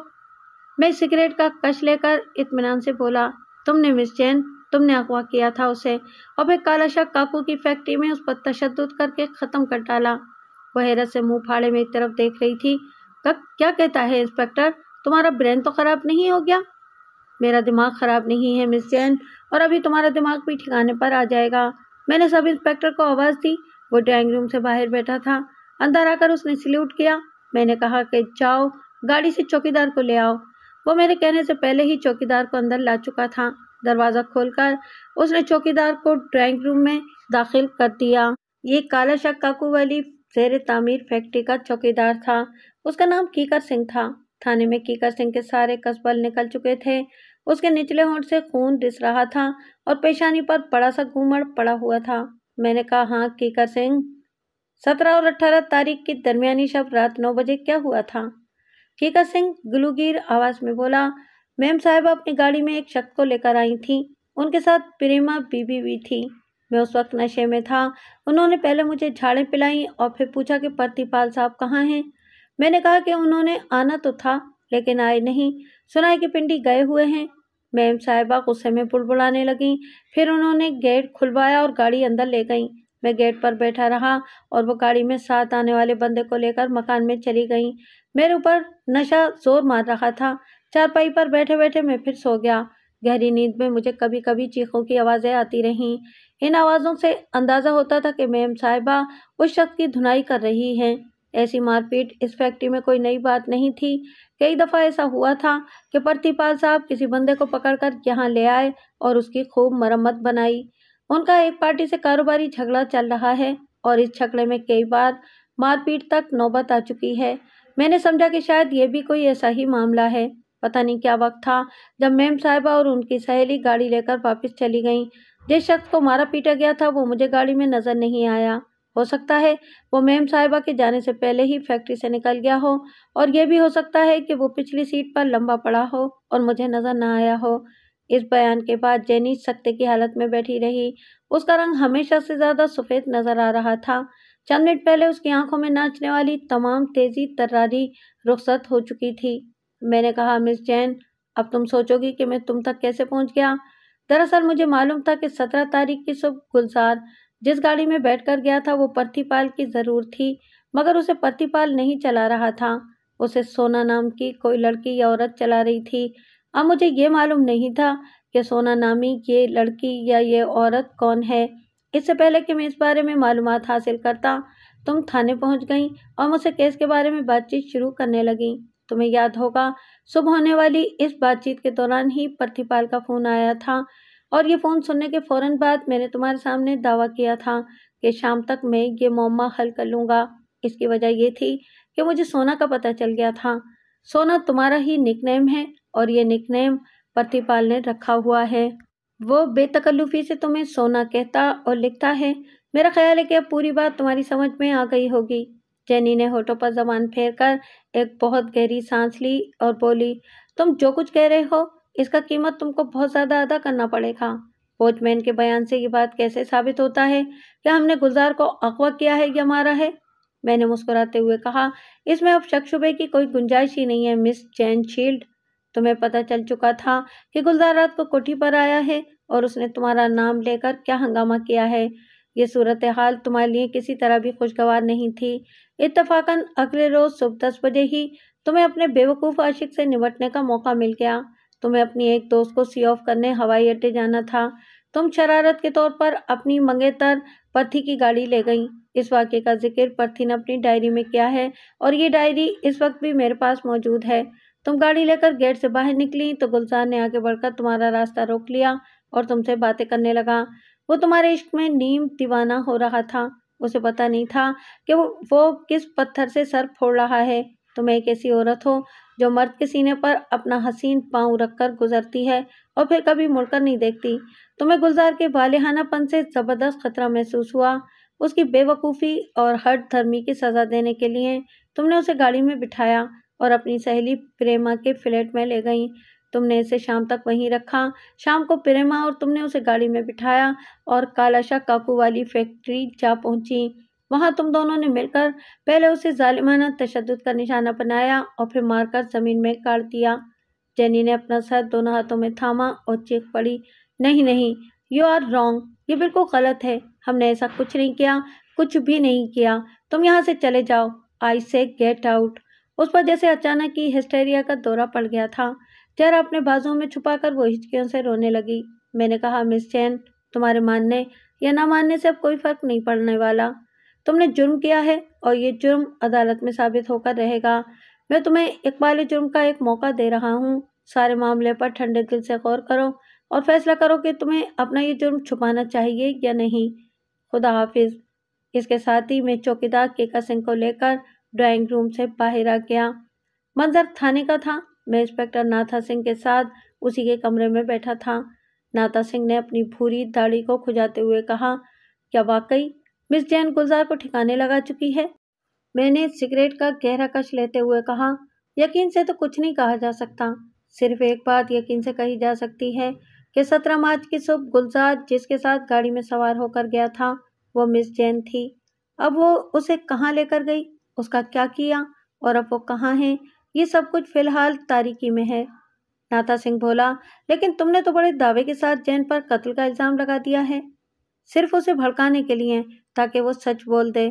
मैंने अभी मेरी बात मुंह ही में थी कि संतरी ने अंदर आकर खटाक से सैल्यूट किया और इतला दी कि मैम साहिबा मुझसे मिलना चाहती हैं। चंद लम्हे बाद मिस जैन अंदर आई। आज खौफनाक सूरत वाला बुलडॉग कुत्ता उसके साथ नहीं था। वो खुद भी बड़ी खामोश और आजुर्दा सी दिखाई दे रही थी। गर्दन झुकाकर मेरे सामने कुर्सी पर बैठ गई। मैंने मायना खेज अंदाज में नाथा सिंह को बाहर जाने का इशारा किया। नाथा सिंह चला गया तो वो गुलूगीर आवाज में बोली, हम तुमसे अकेले में बात करना मांगता। मैंने कहा, तुम जो कुछ कहना चाहो यहाँ पूरी तसल्ली से कह सकती हो। उसने अपना खूबसूरत रुमाल निकाल कर नाक पर रखा और सुसु की आवाज़ निकाली और बोली, इंस्पेक्टर साहब, तुम ठीक कहता है। 17 तारीख को गुलजार हमारे साथ गाड़ी में बैठ कर गया था, लेकिन गॉड जानता है हमने उसको कोई तकलीफ नहीं दिया, उसको उंगली तक नहीं लगाया। वो इस वक्त जिंदा सलामत हमारे पास मौजूद है, हमारा मेहमान है। گلزار کے زندہ ہونے کی اطلاع میرے لیے خوشکن تھی۔ اس کی بوڑھی والدہ اور بہنوں کے چہرے میری نگاہوں میں گھوم گئے اور یہ امید پیدا ہو گئی کہ میں ڈلہوزی واپس جا کر ان کے سامنے سرخرو ہو سکوں گا۔ میں نے مس جین سے پوچھا کہ وہ کہاں ہیں؟ وہ بولی، پریما کے فلیٹ میں ہی ہیں۔ پریما نے ایک کمرہ اس کو دے رکھا ہے اور وہاں وہ بڑے سکون سے رہ رہا ہے۔ میں نے کہا، اگر میں تمہاری بات مان لوں تو پھر سوال پیدا ہوتا ہے کہ تم نے اسے یوں منظر سے غائب کیوں کیا؟ میرے اس سوال پر جینی کی حسین آنکھوں میں ایک دم آنسو امنڈ آئے۔ وہ روتے ہوئے بولی، اس لیے کہ ہم اس سے سچ مچ محبت کرنے لگا تھا۔ ہم بہت برا گرل ہے انسپکٹر، مرد کو کھلونا سمجھتا تھا، کسی اجنبی کے ساتھ وقت گزارتا تھا، اسے سرپرائز دیتا تھا اور حیران پریشان چھوڑ کر آگے بڑھ جاتا تھا۔ پھر گاڈ نے ہمیں ہمارے کیے کا سزا دیا۔ ہمیں ایک ایسا مرد ملا جس نے الٹا ہم کو سرپرائز دیا اور ہمیں حیران و پریشان کر دیا۔ وہ مرد گلزار ہے۔ انسپکٹر، آج ہم تم کو سب کچھ سچ سچ بتائیں گا۔ گلزار ایک معمولی شخص تھا، مگر معلوم نہیں اس میں کیا بات تھی، ہم ایک بار اسے مل کر پھر بھول نہ سکا۔ دن رات اس کا خوبصورت فیس ہماری نگاہوں میں رہا۔ ڈلہوزی سے واپس آ کر ہم دن رات اس سے ملنے کو ترستا رہا اور ساتھ ساتھ اپنے دل کو سمجھاتا رہا کہ وہ یہ نادانی نہ کرے۔ ہم جانتا تھا کہ پرتھی پال جیسا کروڑ پتی شخص ہم سے شادی بنانا چاہتا ہے اور یہ شادی ضرور ہونی ہے۔ پھر ہم کیوں ایک فولش لڑکی کی طرح سوچ رہا ہے؟ ہم اپنے دل کو سمجھانے کی بہت کوشش کرتا رہا اور اس میں بہت حد تک کامیاب بھی ہو گیا، لیکن پھر ایک دن اچانک گلزار پھر ہمارے سامنے آن کھڑا ہوا۔ ہم کو معلوم ہوا کہ اس نے ہماری خاطر کوٹھی کے گیٹ پر جھگڑا کیا ہے اور چوکیدار مہابت خان نے اسے بری طرح مارا ہے اور ذلیل کر کے نکال دیا ہے۔ ہم گلزار کی مصیبت پر تڑپ اٹھا۔ ہم بہت وری تھا۔ ہم کو پرتھی پال کی نیچر کا بھی معلوم تھا۔ ہم کو معلوم تھا وہ گلزار سے بہت بری طرح پیش آئے گا اور یہ بھی کوئی بڑی بات نہیں کہ اس کا دماغ ٹھکانے لگاتے اسے جان سے ہی مار ڈالے۔ وہ بہت ہی سخت آدمی ہے۔ ہمارا فکر مندی بڑھتا جا رہا تھا۔ پھر گاڈ نے ہمارا مدد کیا۔ ہم صبح ایئرپورٹ جانے کے لیے پرتھی پال کی گاڑی لے کر نکلا تو تھوڑا آگے جا کر گلزار نے ہمارا راستہ روک لیا۔ ہم نے اسے اپنے ساتھ سوار کیا اور پریما کے فلیٹ پر لے گئے۔ ہم نے اسے فلیٹ میں ہی رکھا اور اب تک وہ وہیں ہے۔ مس جین کی روح حیران کن تھی۔ وہ عجیب و غریب لڑکی تھی اور اس نے عجیب و غریب کام کیا تھا۔ شاید وہ ٹھیک کہہ رہی تھی کہ قدرت نے اسے سزا دی ہے اور وہ ایک ایسے شخص کی محبت میں گرفتار ہو گئی ہے جس سے محبت کرنے کا وہ تصور بھی نہیں کر سکتی تھی۔ میں نے اس سے پوچھا، اگر تمہاری یہ ساری باتیں درست ہیں تو پھر چوکیدار کیکر سنگھ کا بیان کس خانے میں فٹ ہوتا ہے؟ کیا تم اس رات کسی شخص کے ساتھ فیکٹری میں نہیں گئی تھی؟ وہ بولی، ہاں ہم کیا تھا، لیکن ہمارے ساتھ اس وقت گلزار نہیں چوکیدار مہابت خان تھا۔ وہی مہابت خان جس نے ایک روز پہلے گلزار کو مارا پیٹا تھا اور ذلیل کیا تھا۔ یہ بڑا بدبخت چوکیدار ہے۔ اس نے ڈلہوزی میں بھی ایک مزدور کو بہت مارا تھا اور اس کا کپڑا پھاڑ کر اس کو مرغا بنا دیا تھا۔ ہم کو اس بدبخت پر بہت غصہ تھا۔ ہم اور پریما اس کو گاڑی میں ڈال کر فیکٹری لے گیا۔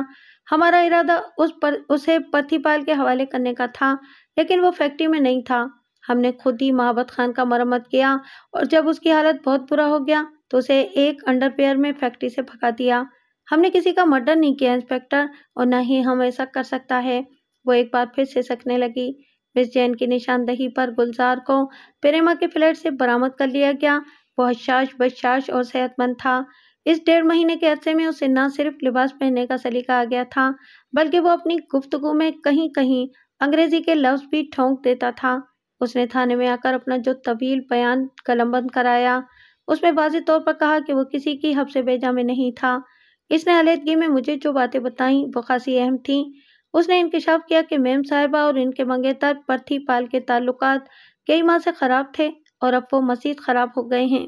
پرتھی پال کی نظر میم صاحبہ کی دولت و جائیداد پر تھی اور وہ ہر صورت یہ دونوں چیزیں حاصل کرنا چاہتا ہے۔ اپنے اس لالچ میں وہ کسی کی جان لے بھی سکتا ہے اور اپنی جان دے بھی سکتا ہے۔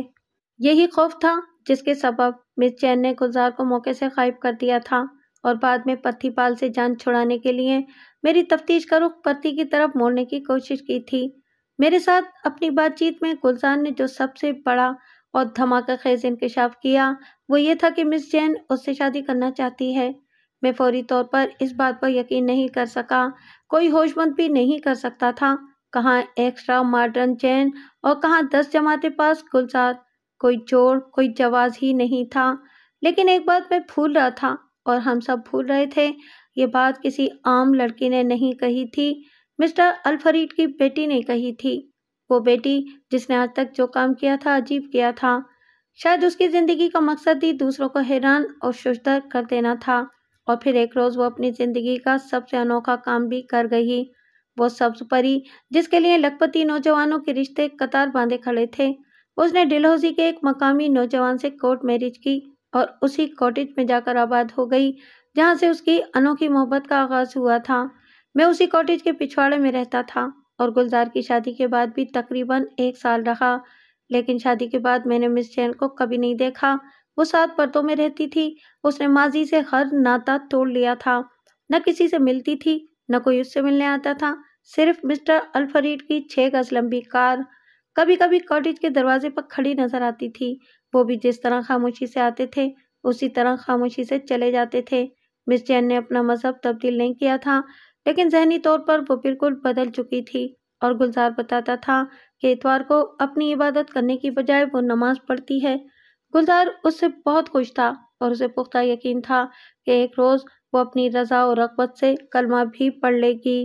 مجھے ڈر تھا کہ کہیں گلزار کی یہ خوشیاں عارضی ثابت نہ ہوں، یہ نہ ہو کہ امیرزادی کی آنکھوں سے وقتی محبت کی پٹی اترے اور وہ چیخ مار کر اپنی دنیا میں لوٹ جائے، مگر میرے یہ تمام اندیشے اور اندازے الٹ ثابت ہوئے۔